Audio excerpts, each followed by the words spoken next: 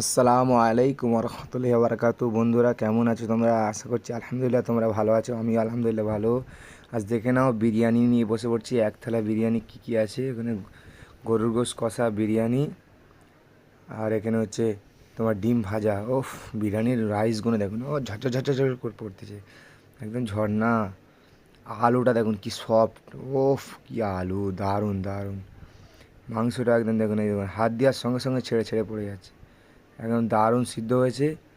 চলুন একটু খেয়ে দেখা যাক ভালো করে। একটু আলু নিয়ে, একটু মাংস নিয়ে, একটু ভালো করে আলু দিয়ে মাখিয়ে মুখিয়ে নিলাম একদম, একটু পেঁয়াজ দিয়ে ওফ গালে পুরো দিলাম। ওহ কি দারুণ দারুণ দারুণ লাগছে, ওহ কি টেস্ট।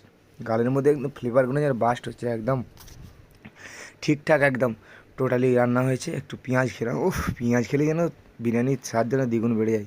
সেজন্য একটু ডিম ভাজা একটা খাওয়া যাক। ও ডিম ভাজা দিয়ে একটু বিরিয়ানি টেস্ট করে যাক কেমন লাগে।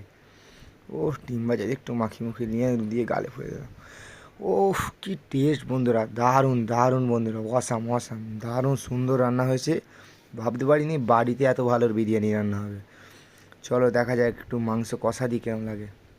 ওফ, কালারটা শুধু দেখুন বন্ধুরা, কালারটা দেখুন। ওফ, ওফ কি টেস্ট বন্ধুরা, দারুণ খেতে হয়েছে, দারুণ খেতে হয়েছে। বাড়িতে যে এত ভালো বিরিয়ানি রান্না হবে বলে ভাবতে পারিনি, দারুণ হয়েছে।